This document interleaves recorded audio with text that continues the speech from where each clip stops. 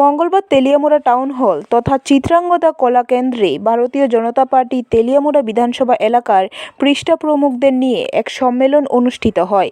তেলিয়ামুড়া মণ্ডলের উদ্যোগে তেলিয়ামুড়া টাউন হলে পৃষ্ঠা প্রমুখদের নিয়ে এই সাংগঠনিক বৈঠকে উপস্থিত ছিলেন ত্রিপুরা রাজ্যের মাননীয় মুখ্যমন্ত্রী ডক্টর মানিক সাহা মহোদয়, কেন্দ্রের সংগঠনের মহামন্ত্রী রবীন্দ্র রাজুজি, প্রদেশ সভাপতি শ্রী রাজীব ভট্টাচার্য মহোদয়, প্রদেশ সহসভাপতি শ্রী সুবল ভৌমিক মহোদয়, বিজেপি ত্রিপুরা প্রদেশ সাধারণ সম্পাদক অমিত রক্ষিত, তেলিয়ামুড়া বিধায়িকা শ্রীমতী কল্যাণী সাহা মহোদয় ছাড়া অন্যান্য নেতৃত্বরা। প্রধান বক্তা রাজ্যের মুখ্যমন্ত্রী প্রফেসর ডক্টর মানিক সাহা বলেন, পৃষ্ঠা প্রমুখরাই হলো দলের মূল কারিগর। তাদের মাধ্যমে সরকারের বিভিন্ন প্রকল্প সুবিধাভোগীদের কাছে পৌঁছায়। তাদের মাধ্যমেই মানুষের অভাব অভিযোগ সরকারের নিকট পৌঁছায়। কাজে এই গুরুত্বপূর্ণ দায়িত্ব সঠিকভাবে পালন করার জন্য সকলকে শুভেচ্ছা জ্ঞাপন করেন তিনি বলেন, প্রতিটি মানুষের কাছে পৌঁছতে হবে, কারণ মোদিজি মানেই উন্নয়ন, আর এই উন্নয়নকে মানুষের কাছে পৌঁছে দেওয়ার দায়িত্ব নিতে হবে প্রত্যেকটা পৃষ্ঠা প্রমুখে। যে ব্যক্তি কেবল উন্নয়নের গ্যারেন্টি প্রদান করেন না, তার সাথে এর বাস্তবায়নেরও গ্যারেন্টি দেন, তিনি হলেন দেশের একমাত্র প্রধানমন্ত্রী নরেন্দ্র মোদী।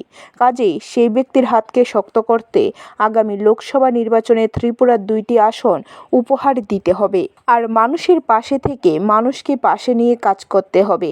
এদিনের সম্মেলনে বক্তব্য রাখতে গিয়ে প্রদেশ সভাপতি রাজীব ভট্টাচার্য বলেন, ত্রিপুরা থেকে 10%, 20% নয়, 100% ভোটে আসন্ন লোকসভা নির্বাচনে ত্রিপুরার 2টি আসনে বিজেপি মনোনীত প্রার্থীদের জয়যুক্ত করার সংকল্প নিয়েছেন, আর এই সংকল্প নিষ্ঠাবান কার্যকর্তাদের উপর বিশ্বাস রেখে নিয়েছেন। মুখ্যমন্ত্রী ছাড়াও এদিনের এই সম্মেলনে বক্তব্য রাখেন ত্রিপুরা প্রদেশের পৃষ্ঠা প্রমুখ ইনচার্জ সুবল ভৌমিক, অমিত রক্ষিত, বিধায়িকা কল্যাণী সাহা রায় সহ অন্যান্যরা।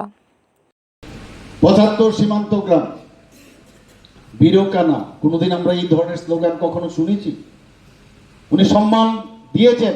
এর মধ্যে আমাদের এই যে দেশাত্মবোধের ভাবনা, সেখানে কি প্রতিটি সীমান্ত গ্রামে আমরা নিজেরাও গেছি, আপনারাও গেছেন, সেখানে গিয়ে দেশের জন্য যারা বলিদান হয়েছেন, সেই স্বাধীনতা সংগ্রাম থেকে আরম্ভ করে এখন পর্যন্ত তাদের নাম খোদাই করে সেখানে রাখা হয়েছে। এই যে বিষয়, আমরা তো কোনোদিন এইভাবে আমরা চিন্তা করিনি। উনি বলছেন হর ঘর তিরঙ্গা।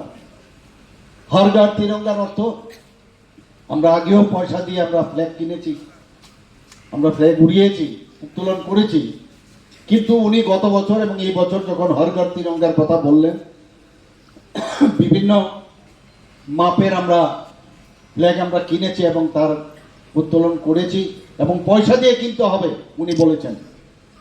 ব্যুরো রিপোর্ট, খবর ত্রিপুরা।